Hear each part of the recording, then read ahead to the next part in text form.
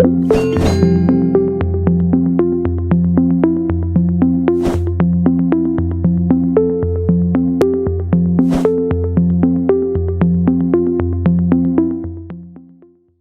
primer lugar, quería hablar, como bien dice el título de la ponencia, pues de la educación, de la importancia de la educación en las empresas familiares.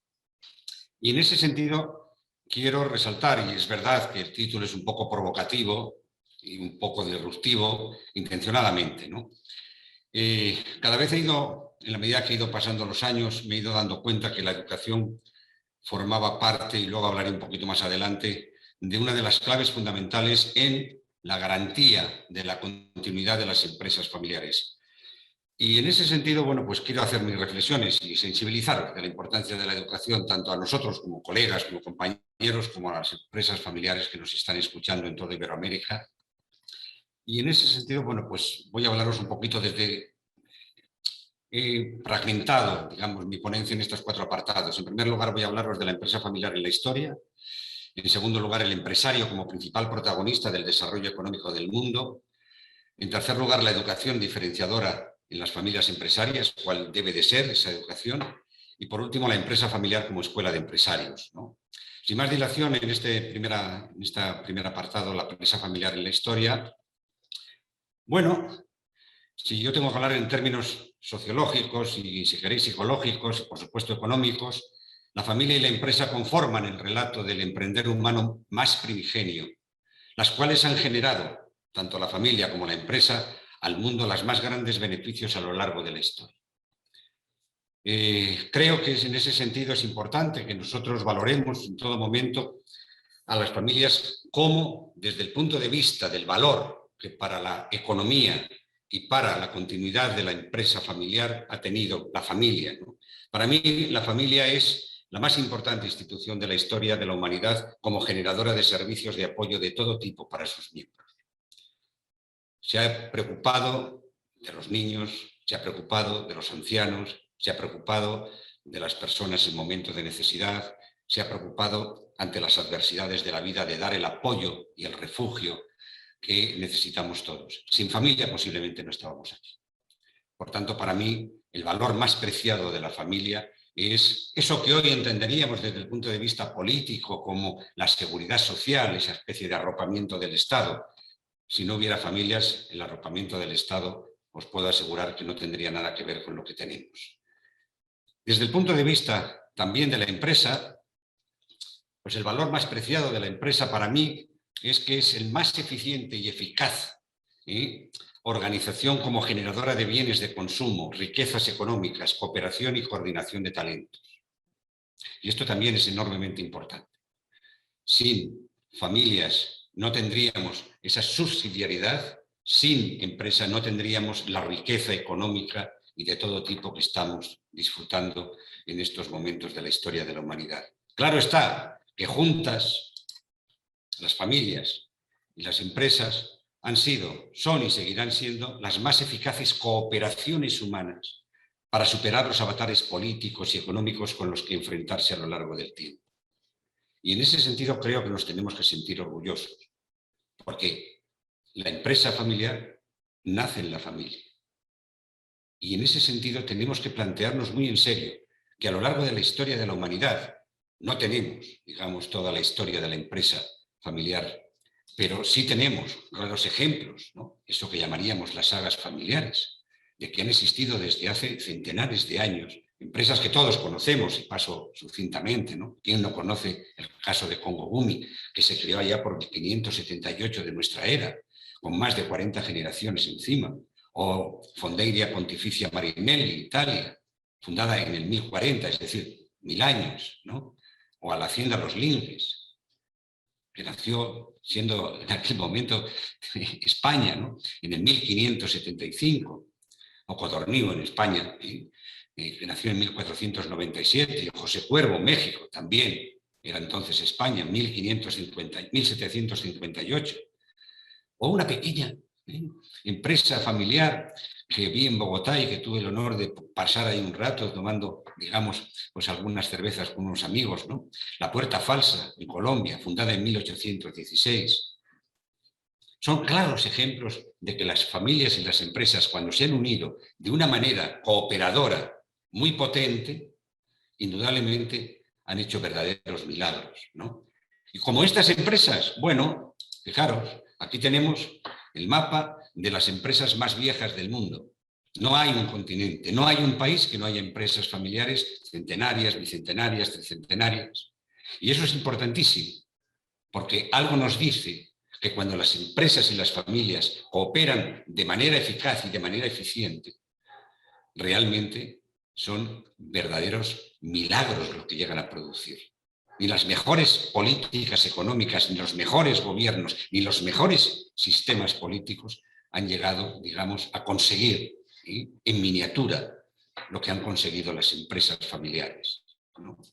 Y hoy las empresas familiares, pues resulta de que nos encontramos que no son poca cosa, son las más eficaces en la creación de empleo y en la estabilidad de ese empleo. Son, si vamos a los datos más conservadores, las más abundantes en el conjunto del empresariado mundial, rondando en los 70, el 80%, depende del país, y en algunos países incluso más del 80%. Son presentes, digamos, y están presentes como empresas familiares, ese mapa empresarial de ese país, de esa sociedad. También están entre las mayores del mundo, cerca del 40%, son grandes empresas familiares de todas las más grandes empresas del mundo. Estadísticamente, realmente no hay ninguna duda de que las empresas familiares ocupan una posición dominante en el mundo. Y es importante decir esto a las familias empresarias en primer lugar y a nosotros como profesionales que les acompañamos, digamos, en esa dura lucha que es el día a día de las empresas familiares, decírselo. Porque el pequeño empresario familiar, cuando entra en su pequeño comercio, en su tienda, en su panadería, en su zapatería, ve las 4 paredes y los 10 o 12 trabajadores que puede tener. Y a veces para él eso que ve es el mundo, y todo lo que no ve, pues no está en el mundo. Sin embargo, pertenece a ese grupo, digamos, de milagrosas personas que han hecho que lleguemos hasta aquí. Si ese 70-80% de las empresas del mundo, que son familiares, cerraran, pararían el mundo. Y hay que hacerles sentirse orgullosos de pertenecer a este grupo, generador de riqueza desde el punto de vista del humano, como familias, y generador de riqueza desde el punto de vista económico, como empresas. Y es por eso tan importante que quiero centrarme en este segundo apartado, en la figura del empresario. Porque no hay empresa sin empresario. Y es fundamental que lo tengamos en consideración. Nosotros tenemos que empezar a pensar que el empresario, a lo largo de la historia de la humanidad, ha sido el que más ha estado en todos los sectores de producción, el que más ha estado en todas las actividades, digamos, más genuinamente creativas de la historia de la humanidad. Ahora, con la época industrial, tenemos ahí grandes nombres que sirven un poco de símbolos. ¿Quién no conoce a Carnegie en el sector de la siderúrgica? ¿Quién no conoce a Rockefeller en el sector del petróleo? ¿Quién no conoce a Ford en el sector de automóvil? O con actividades, digamos, como JP Morgan en el campo de la promoción, o Westinghouse como inventores, o Edison como inventores, o como financiadores. En España tenemos un banco, ese banco se llama el Banco Santander, que es una empresa familiar. Gracias, digamos, a estas personas, el mundo que conocemos es como es. Y ninguna de estas personas nació grande, nació pyme y se hizo grande. Hicieron ese milagro. El conseguir que de la nada, a veces con una mano delante y otra detrás, y al lado de su compañera o su compañero de pareja, fundar una pequeña empresa que luego, con el tiempo, acabó siendo modélica. Y algunas de ellas llevan 500 y 1000 años, como esas que os comentaba antes. Ahora bien, si hablamos de educación, sí me gustaría incorporar aquí una pequeña lista de personas que han estudiado a lo largo de los últimos 200, 300 años la figura del empresario y que han aportado desde su capacidad investigadora y de trabajo como economistas, grandes aportes a la figura del empresario y a la importancia de la empresa como organización generadora de riqueza. En ese sentido, no quiero alargar mucho esto, pero sí me parece importante hablar, por ejemplo, de un economista que allá por el siglo XVII, XVIII, Richard Cantillon, un economista preclásico, fue el primero en utilizar el término entrepreneur, lo que hoy entenderíamos por emprendedor, por empresario. Y ya distinguía en aquel momento entre empresario y capitalista. Porque hasta ese momento, el capitalista era el que tenía los medios económicos para poner en marcha un proyecto empresarial. Y elegía a alguien que era hábil en el desarrollo de esos proyectos empresariales. Pero parecía que si no eras capitalista no podías ser empresario. Este autor, Richard Cantillon, es el primero en definir el concepto de entrepreneur y el primero en definir la diferencia entre capitalista y empresario. Y es muy importante saber esto, porque aporta, ¿no?, mucho al respecto de la historia que nos interesa. ¿Quién no conoce a Jacques Turgot? Economista fisiócrata, ¿no?, del movimiento fisiócrata francés. Fue el primero en utilizar el coste de oportunidad. Un empresario ve que tiene muchas oportunidades de poner en marcha muchos proyectos empresariales. Pero dice Turgot, tienes unos recursos escasos y tienes distintas opciones. Cuando elijas una, el coste es que estás renunciando a las demás.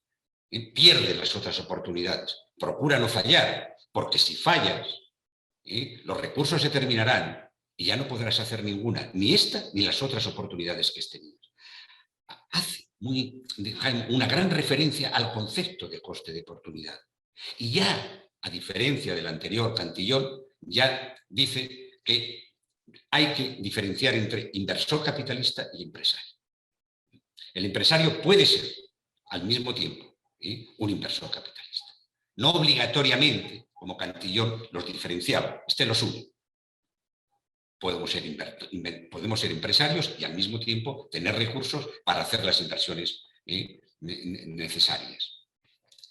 Esto es fundamental, porque cuando habla del coste de oportunidad, habla de una de las esencias de la figura del empresario, el riesgo.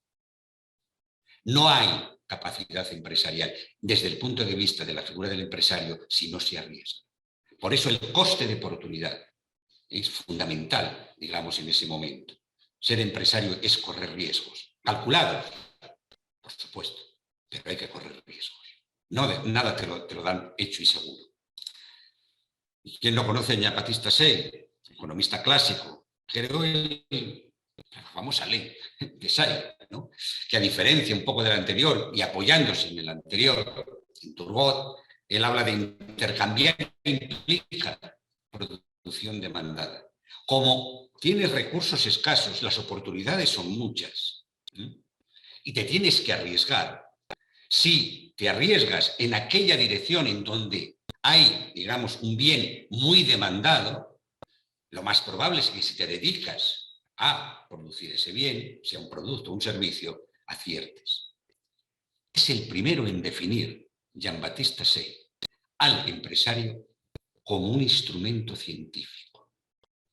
¿Han escuchado nuestros hijos cuando estudian economía que el empresario es en verdad un científico social? ¿Le enseñan eso en eso que llamamos la educación pública, la educación estatal? Y si seguimos más adelante, nos vamos a León Walras, que ya es un economista neoclásico, ya es casi de este siglo, pasado, el siglo XX. Él define al empresario como un factor multiproducción. No podemos definir al empresario, lo aclara con respecto a los anteriores autores y economistas que os he dicho. No podemos definir al empresario como el productor final, produce pan, produce zapatos, produce ropa, produce lo que sea. No, porque para producir ese bien hay que crear una organización previamente, hay que crear una empresa. Y para crear una empresa hay que aglutinar equipos de trabajo complementarios. expertos en finanzas, expertos en comercialización, expertos en producción, expertos en recursos humanos, expertos en innovación.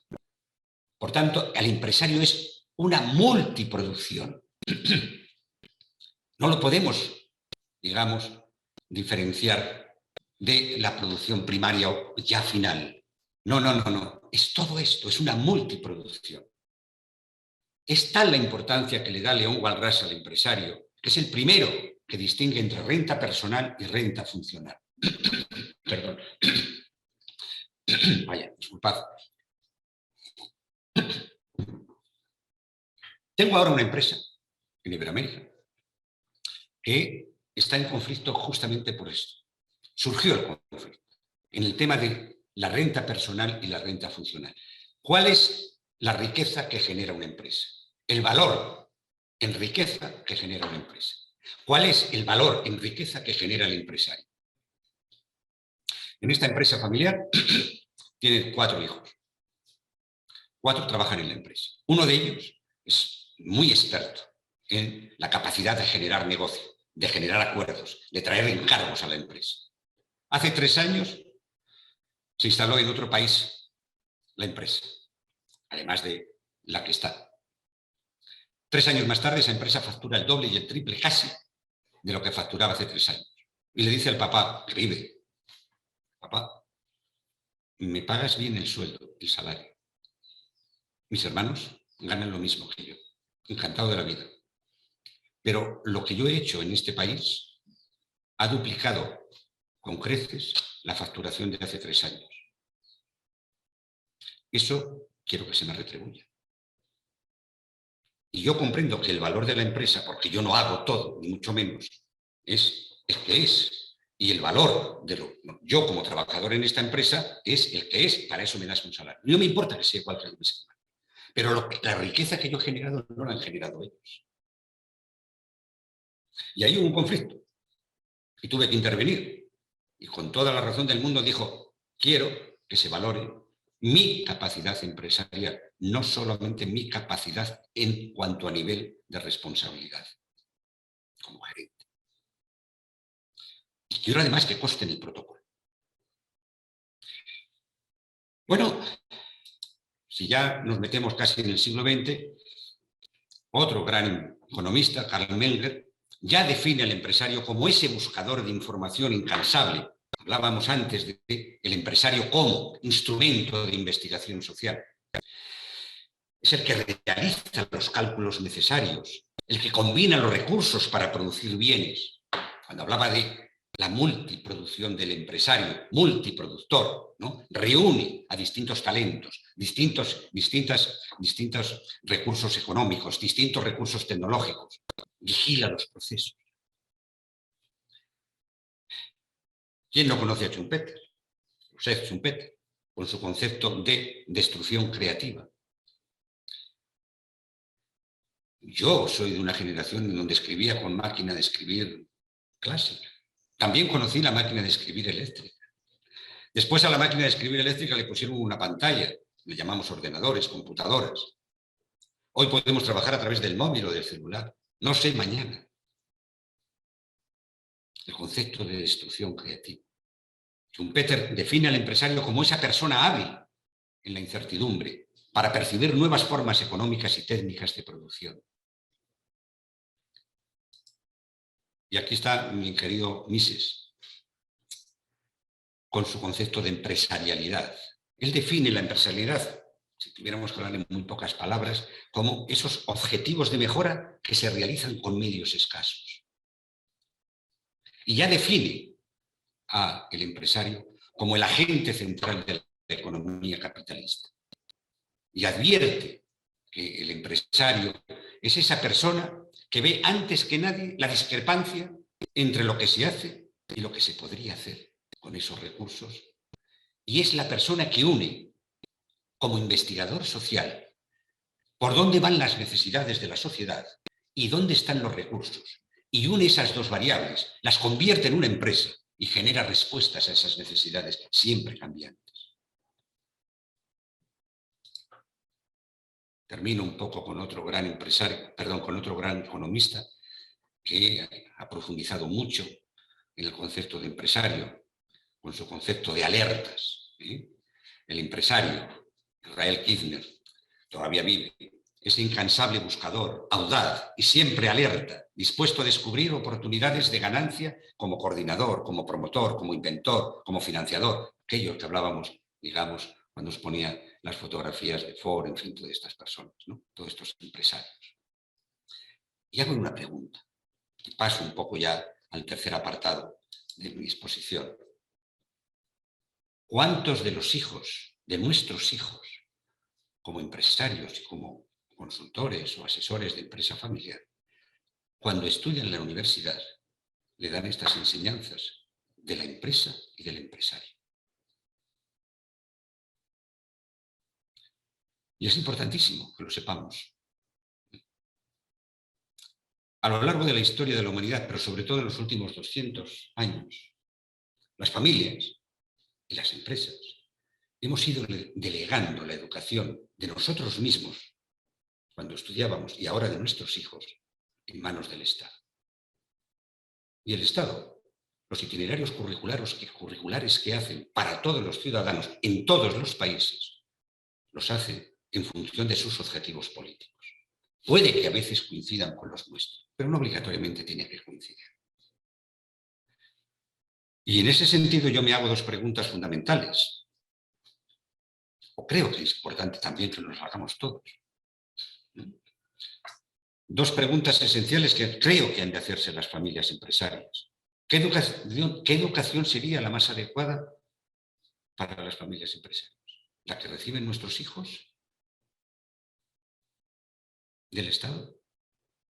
¿O la que en función de cómo somos, cómo queremos ser, cuáles son nuestros objetivos individuales, familiares, empresariales, económicos, patrimoniales, reciben? Y ya saben que desgraciadamente eso cada día está más lejos de la realidad. Un viejo profesor mío, finales de los 70, que ya era viejo en aquel momento, y iba viendo cómo se iba degradando eso que llamamos la educación pública, decía que en las universidades, se refería a España, pero lo podemos hacer extensivo, yo diría que en muchos otros lugares, de Occidente por lo menos, que el analfabetismo era proporcional al número de títulos que conseguía con esa educación. Bueno, tal vez era una exageración, pero me hizo pensar, en aquel momento, finales de los 70, que tal vez tendríamos que empezar a pensar que una educación en el que el itinerario curricular no está para conseguir nuestros objetivos de vida, posiblemente no es nuestra educación. Y en ese sentido, pues nos tenemos que hacer algunas preguntas. En términos de familia, ¿qué educación reciben nuestros hijos como familia? Con respecto a la educación pública, ¿qué enseñan nuestros hijos sobre la familia como valor, esa educación pública? ¿Qué educación reciben al respecto de la familia como valor por parte de la propia familia, por parte nuestra, como familia empresaria? Y es importante que nos hagamos una pregunta, porque creo que todas las familias empresarias que nos están escuchando y los que trabajamos con familias empresarias como profesionales, nos hacemos esta pregunta. ¿Cuántas empresas familiares desaparecen porque se destruyen las familias? Hay un autor, Zygmunt Bauman, que ya aproximadamente hace unos 14 o 15 años sacó un concepto importante de sociedades líquidas, en el sentido de que las personas, las sociedades, por el cómo estamos haciéndonos como sociedad, no tenemos nada sólido, se nos escurre entre las manos la vida, no sabemos muy bien diferenciar las cosas. Y como consecuencia de ese concepto de sociedades líquidas, pues sacó, digamos, desde esa base el concepto de hombre líquido, mujer líquida, empresa líquida. Tiene un libro sobre educaciones líquidas. Interesante, ¿no? Y por eso cuando nosotros hablamos como familia, es importante. ¿Qué enseñan a nuestros hijos sobre la familia como valor? Porque les mandamos a que nos lo eduquen. Otros. No les educamos nosotros. Sería interesante valorar eso que llamamos educación pública como instrucción, que instruyan. Vale, pero educamos nosotros. Puede instruir el Estado, pero nosotros tenemos que educar.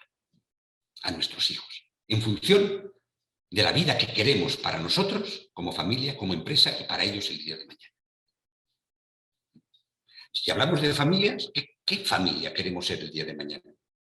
¿Queremos ser una familia, si habláramos en términos un poco antropológicos cercanos de la modernidad, ¿no? Una familia extensa, padres, hijos, nietos?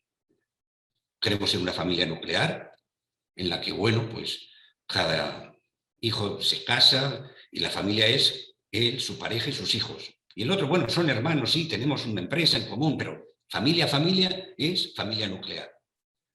O ahora esa familia más no moderna, sino en la posmodernidad del 68, familias monoparentales o monomarentales. O queremos ser familias múltiples, ahora tengo hijos con una pareja, luego una segunda, luego una tercera. ¿Qué clase de familia queremos tener? Y ahí viene lo de Zygmunt Bauman que os decía. Las familias son líquidas, al final no sabemos qué es familia. Antes a lo mejor lo teníamos claro, ahora no lo tenemos tan claro. No sé si es bueno o es malo, pero sí es importante que nosotros sepamos, como familia empresaria, qué familia queremos ser, qué familia queremos que trascienda a las siguientes generaciones. Y lo mismo tenemos que hablar desde el punto de vista de empresa. ¿Qué educación reciben nuestros hijos como empresa? Y de nuevo volvemos a la educación pública. ¿Qué enseña a nuestros hijos sobre el valor de la empresa y el empresario? ¿Le enseñan las cosas que decía antes de estos economistas? ¿O todo lo contrario? ¿Cuál es el concepto que le enseñan en primaria, en secundaria, en la universidad? El concepto de empresa y de empresario. ¿Qué educación les impartimos nosotros sobre los principios de las sociedades abiertas, de los mercados libres, de la seguridad jurídica, de la propiedad privada? ¿Cuántas empresas familiares están desapareciendo o no surgen por la estigmatización de la empresa como organización y del empresario como generador de riqueza? Luego a lo mejor, pues, en fin, nos sorprendemos que nuestros hijos, pues, no quieran estar en la empresa y quieran ser funcionarios. Antes que tener una empresa privada, pues pertenezco a una empresa pública. Me da más seguridad.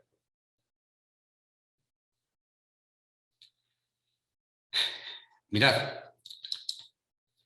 el Instituto de Empresa Familiar de España, todos los años, saca un informe anual sobre los contenidos que enseñan a nuestros hijos en primaria, en secundaria y en universidad. En primaria y en secundaria hay una asignatura que se llama Educación para la Ciudadanía. A la empresa y al empresario le ponen todo menos bonito. Y vienen todos los años, de unas 10 o 15 páginas, un informe que estudia todos los textos de primaria y secundaria cuando se toca el tema del empresario y de la empresa, cuál es el concepto. Y no se andan con tonterías. El Instituto de Empresa Familiar, a través de sus comunidades autónomas, sus asociaciones empresariales, en el caso de España, aquí tenemos un artículo de Libre Mercado del 2020, en el que los empresarios de Madrid estallan frente a la cobardía de la COE. La COE es la Confederación de Empresarios de Organizaciones Empresariales de España. Y estallan. Los empresarios de Madrid estallan frente a la cobardía de la Confederación de Empresarios de España. No queremos un gobierno de comunistas bolivarianos. Aquí traigo Salvador Martínez, 2 de mayo del 2021, en otro periódico online de aquí de España: las empresas familiares alemanas temen el anticapitalismo de los verdes. Ahora estamos sufriendo la pandemia. En España, las malas lenguas dicen que como mínimo entre 250.000 y 300.000 empresas han desaparecido en este año y medio que llevamos de COVID.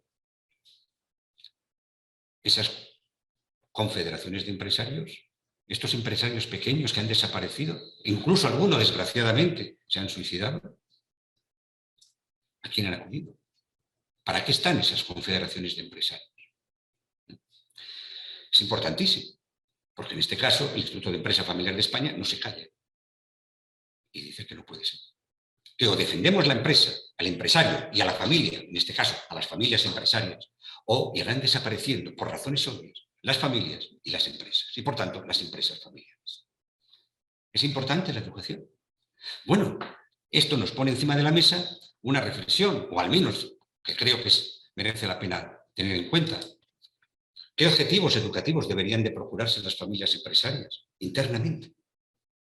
Ya sabemos cómo educan a nuestros hijos fuera. Pero si nosotros no hacemos nada, no nos podemos quejar después. Para mí, si tuviera que hablar de objetivos educativos diferenciadores, en primer lugar, sensibilizar a los miembros familiares sobre sus diferencias con las familias domésticas. Todas las familias empresarias son familias domésticas, pero no todas las familias domésticas son familias empresarias. Y como en familias empresarias, debemos educar a nuestros hijos en los ámbitos psicosociológicos, económicos y jurídicos de la empresa familiar. No solamente en economía, porque si hay conflictos necesitamos esa formación psicosociológica. Y si tenemos que trabajar con conceptos financieros, no van a ser solo suficientes, también tienen que ser económicos. Podemos tener una empresa muy bien gestionada financieramente, internamente, y no entender la macroeconomía. Y si yo mi barco lo tengo muy bien, pero se avecina un temporal, una tempestad, pues me puede llevar, digamos, al fondo del mar. Y yo estaba gestionando perfectamente bien, desde el punto de vista financiero, mi barco. Tengo que entender de economía. Y necesitamos que alguien eduque a nuestros hijos en esos aspectos psicosociológicos, económicos y jurídicos de la empresa familiar. Porque somos socios, es una sociedad, y porque somos socios de doble sociedad, civil como familia y mercantil como empresa. Debemos transmitir desde la infancia el valor de la familia y de la empresa, cosa que no hace la educación pública. Familiarmente, educar en los valores de la comunicación, del pacto y la negociación para seguir cohesionados. Económicamente, educar en los valores de las sociedades abiertas, en el valor de la libre competencia, del emprendimiento, del trabajo duro. Las cosas no salen gratis, salen con esfuerzo. Y cuando se genera una riqueza, se ahorra para invertirla. Y empresarialmente, instruir a nuestros hijos en función de la responsabilidad a realizar en la empresa familiar. Bien sea como trabajador de base, bien sea como accionista, bien sea como directivo, bien sea como consejero, bien sea como sucesor. Tal vez, si tuviéramos en cuenta estos aspectos, 4 o 5 aspectos, 6 aspectos, pues posiblemente empezaríamos a pensar que si esto no nos lo hacen fuera, tenemos que hacerlo dentro. Porque si esto no se hace dentro, los asesores y los consultores no hacemos milagros. Y aquí vienen otras preguntas que son importantes, ¿no? ¿Y esta educación la están haciendo las familias empresarias? Y viene una pregunta en contraste fundamental. ¿Y cómo hacen la educación las empresas familiares exitosas? Y aquí paso un poco al último apartado, porque creo que es fundamental, ¿sí?, en este sentido, que haga un pequeño inciso y diferenciar un poco, como os decía al principio, entre consultoría, asesoría y educación. Yo cuando empecé a trabajar, allá por el año 90, en las empresas familiares, yo vengo del mundo de la psicología, de la sociología, yo empecé a trabajar como consultor en el ámbito de los recursos humanos. Para empresas en general, pero como hay muchas que son familiares, pues empecé a trabajar con algunas empresas familiares, pero como consultor. Y tenía un mentor, desgraciadamente ya murió, o un tutor, como queráis llamarlo, hoy lo llamaríamos coach. Bien. Y él me dijo, mira, Fernando, a ti te gusta trabajar con empresas familiares y, lógicamente, estás entrando por una fase que es de consultoría conceptualmente clásica. Imagínate, me decía, la empresa como una gran estantería con muchos cajones, con muchas cajas. Y cuando al empresario una caja se le pone un poco, digamos, en rojo, algo de esa caja no funciona bien. A lo mejor está pagando fiscalmente muchos tributos. Y se compara con la competencia y dice, bueno, yo aquí no estoy haciendo las cosas bien. Y va a llamar a un consultor experto en tributación, en fiscalidad, y va a abrir esa caja y va a ver cómo funciona ahí en esa empresa el tema, ¿no?, de las tributaciones. Y es una especie de programita que funcionaba. Y viene ese consultor y le mete un programa nuevo, que ya funcionaba. Y ahora, a partir de ese momento, pues bueno, pues resulta que paga menos impuestos. Todo legalmente, pero antes lo hacía mal. Y a lo mejor le falla la caja financiera, tiene muchos costes, tiene morosos, tiene impagados. O a lo mejor le falla la de recursos humanos. La gente está desmotivada, incluso le hace huelgas. No hay clima, digamos, laboral motivador. No selecciona bien.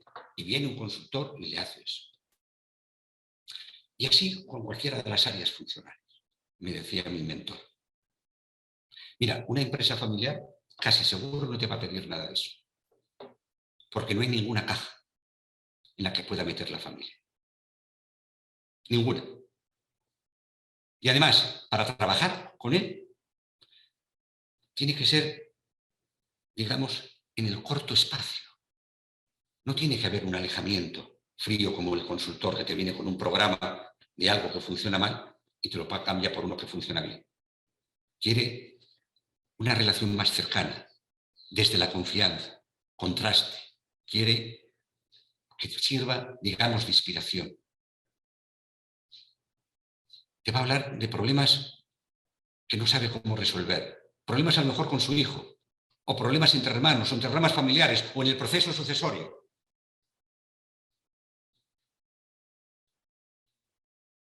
No hay ninguna caja. Es verdad, que si no tienes cercanía y no te ganas la confianza, no te va a llamar para que le ayudes. Pero eso ya, si te llama, ahí entra una fase que no es consultoría, es asesoramiento. Eso es muy importante. ¿Y cuál es lo importante de un asesor? Que no viene como consultor con las soluciones.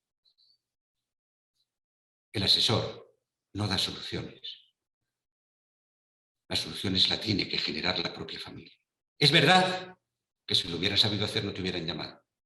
Es imprescindible tu presencia para que sirva de motivador, de acicate, sirva de contraste, sirva incluso de inspirador. Pero son ellos los que tienen que crear las soluciones a esos problemas. Eso es ser un asesor, no un consultor. Ellos se generan los problemas y tú incentivas la posibilidad de que se conviertan en sus propios solucionadores. Al finales de los 90 me di cuenta que ya llevaba años haciendo de asesor y no de consultor. Pero algunas empresas me llamaban cuando ya era tarde. No hacía consultoría, pero ya la asesoría, lo máximo que podía hacer era que ese conflicto que había entre ramas familiares terminara lo más civilizadamente posible. Pero posiblemente la empresa tenía que dividirse y a lo mejor también la familia. Pero al menos que lo hiciéramos civilizadamente. Y de ahí viene la pregunta mía. Esas sagas familiares que han pasado por 10, 15, 20, 30 generaciones, no han pasado por crisis de este estilo, no han tenido consultores, no han tenido asesores. ¿Por qué llegan tan lejos en la historia de su familia como familia empresaria? ¿Hay alguna variable más? Y esa variable era la educación. Tal vez los japoneses hayan sido los que mejor han transcrito, generación tras generación, la metodología educativa interna como familias empresarias. No hay ninguna diferencia con las occidentales desde el punto de vista de la metodología. Sí, desde el punto de vista civilizatorio. La educación oriental y la occidental, pues bueno, son civilizaciones un poco distintas. Hace más de 1000 años y casi 1500 años se empezaron a crear los zaibatsus en Japón. Una pareja crea una empresa, empiezan con una mano delante y otra detrás y ponen encima de la mesa un proyecto empresarial que va creciendo con esfuerzo duro, con ahorro, con inversión. Y también en paralelo van teniendo hijos. Y a los hijos les dicen, mira, créate tu propia empresa. Y al otro le dicen, créate tu propia empresa. Nosotros te asesoramos, nosotros te incentivamos, nosotros te apoyamos financieramente. Si no puedes crear empresa porque no te atreves, trabaja en nuestra empresa. Pero si puedes crear empresa, crea empresa. Y luego esas empresas de los hijos acaban convirtiendo, digamos, en un grupo empresarial familiar. Y ese grupo empresarial familiar va creciendo generación tras generación. Esos zaibatsus, que vienen desde hace 1500 años, en la época industrial o con el nacimiento de la época industrial, fue cuando se hicieron más visibles. Y llegó un momento en que los grandes estados, bueno, pues generaban grandes proyectos en donde esos zaibatsus no podían solos y se unían con otros zaibatsus que tenían también sus hijos y tenían sus grupos de empresa. Y a lo mejor creaban una red de carreteras para todo Japón o todo lo que fuera. ¿Vale? De esos zaibatsus, hoy nos quedan algunos ejemplos. Mitsubishi, Mitsui, Sumitomo, Yasuda. Se convirtieron en Keiretsu porque como perdieron la guerra, la Segunda Guerra Mundial, pues lógicamente no les quedó más remedio que desaparecer como grupo empresarial y solamente como grupo financiero. Es la única diferencia. Ahí tenéis un poco esos ejemplos, ¿no? Bueno, ¿qué hacen las sagas familiares internamente cuando hablamos de educación? Crean sus propias maestrías. Año tras año, en cada ejercicio económico, crean sus itinerarios curriculares para todos sus miembros. Si tuviéramos que poner algunas características de esa educación interna, diseñan contenidos a la carta, no estandarizados, como es la educación pública, en función de los valores y desafíos que tienen, sean familiares, empresariales o patrimoniales. Seleccionan al profesorado interno y externo, acorde, lógicamente, con su diario, con su cultura familiar y con las especialidades en las que quieren tener como desafíos suyos importantes, pues un sobresaliente éxito. Fernando, perdona que te interrumpa. Sí. Quedan 12 minutos para tu módulo, incluyendo preguntas. Vale. Ya tranquilo, me quedan 2 transparencias. Okay. Llevo controlados los tiempos, pero me alegro. Y apuestan por el aprendizaje activo. Aprenden haciendo. No diferencian entre teoría y práctica. Monta tu propia empresa. Y si quieres ser un trabajador, administrador, administrativo, por ejemplo, trabajar en contabilidad, ven a resolver un problema nuestro, concreto. No solamente teoría. Este es un modelo que y yo meto en los protocolos a través de los órganos de gobierno, en este caso el Consejo de Familia, todos los ejercicios económicos. Hay aquí niveles de educación y actividades educativas, en función de si eres una familia política, familiar político, eres joven, en función de si vas a ser accionista solamente, o profesional, o directivo, o consejero, o sucesor. Bueno, pues toda una serie de actividades formativas, desde lecturas, conferencias, reuniones, programas cortos, programas largos, experiencias profesionales internas y externas. Y al final de cada ejercicio económico se hace una evaluación.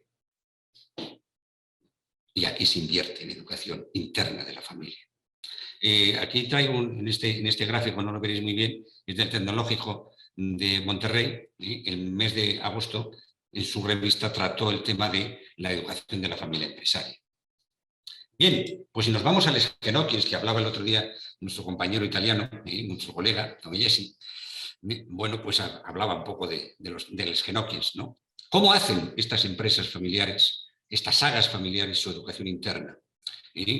¿Cómo desarrollan la empresarialidad en sus familias, estas centenarias y bicentenarias y tricentenarias? Su educación tiene como valores centrales a la familia y a la empresa.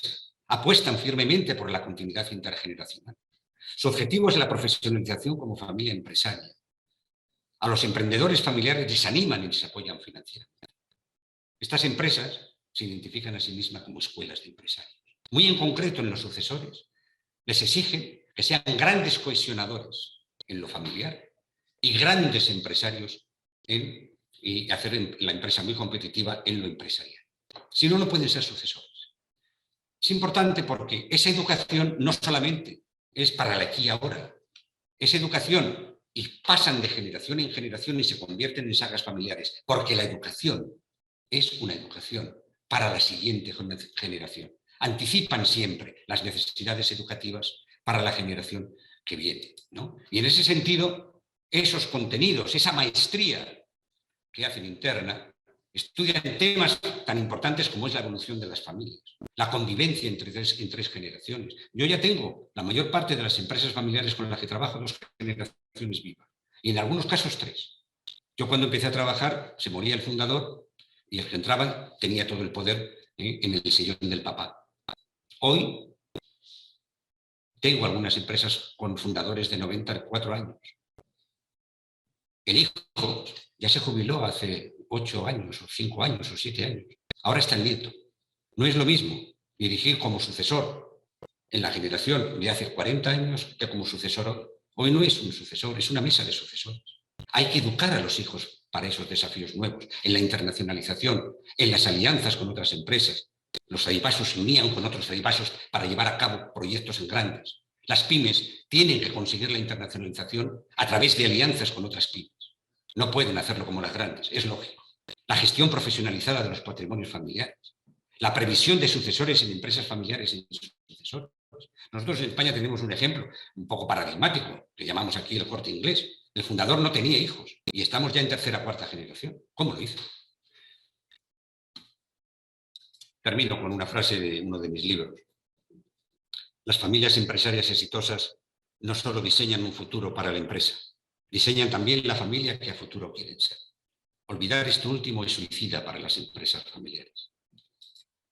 Os dejo este libro, que es el resumen de mi tesis doctoral que presenté el año pasado, en una investigación de 7 años sobre el mundo de la educación, en general, no solamente de la empresa familiar.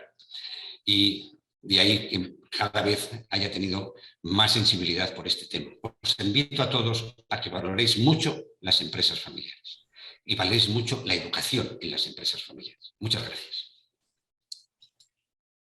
Muchas gracias, Fernando. Como siempre, un agrado escucharte y muy interesante tu presentación.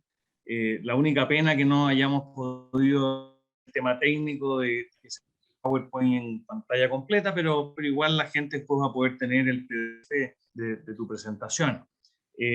Nos quedan 6 minutos para poder conversar junto a Fernando todos contigo y bueno, la verdad que está lleno de espacio de información tu presentación y tal vez lo que a mí me llamó más la atención es el tema de las crisis, la ruptura.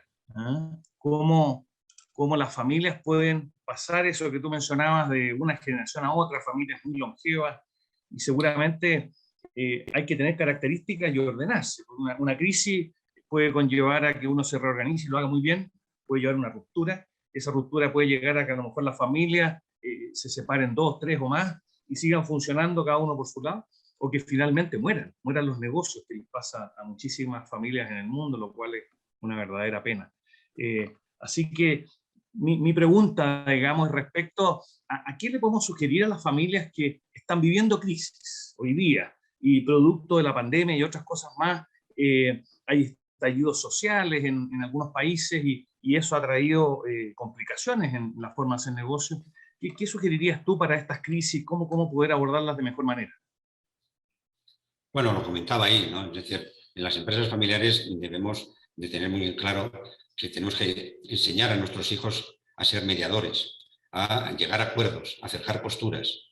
También todos tenemos nuestras diferencias en una empresa familiar, por ramas familiares, por personalidades, por intereses, por generaciones. Lógicamente va a haber diferencias. Si no somos capaces de educarnos desde lo más, digamos, temprano posible en el tema de, que decía, de la formación psicosociológica, pues luego nos vamos a encontrar con desafíos que no sabremos abordar, porque indudablemente el tema emocional no podemos dejarlo al albur de una gestión estrictamente empresarial. Si yo tengo que despedir a un hijo o tengo que despedir a un hermano, va a generar, digamos, unas consecuencias distintas a si esa misma persona no tiene nada que ver con lo familiar. Y por tanto nosotros tenemos que enseñar a nuestros hijos en eso. Y creo que cuanto antes empiece mejor. Es decir, al final las sagas familiares, el denominador común es que desde la primera generación han educado siempre. Por supuesto que además han tenido consultores para cuestiones específicas y buenos asesores, pero no hacen milagros. pero si están bien educadas, saben qué quieren ser como familia, saben qué quieren ser como empresa, saben cuáles son los desafíos que tiene la siguiente generación y hacen esas maestrías internamente para ellos, lógicamente nosotros nos encontramos con una familia que aprende pronto y que aprende bien y que tiene mucha seguridad en sí misma para resolver los desafíos, porque ellos mismos a veces se crean los problemas. Nosotros lo que tenemos que ser incentivadores de ayudarles a ser los solucionadores de los mismos. Muy bien, muy bien. Fernando Todd seguramente tiene una última pregunta para ir ya cerrando. Agradecerte, Fernando, la exposición, de verdad muy completa, con mucha información. Hay bastantes opiniones aquí en el chat. Te felicitan en la mayoría, más bien en todas, los fundamentos, genial la ponencia. Felicidades a Fernando, magistral la exposición. Yo creo que ya estamos sobre el tiempo, ya está Luis Serpela listo para continuar, pero no quisiera cerrar sin alguna reflexión final, Fernando, para cerrar tu exposición.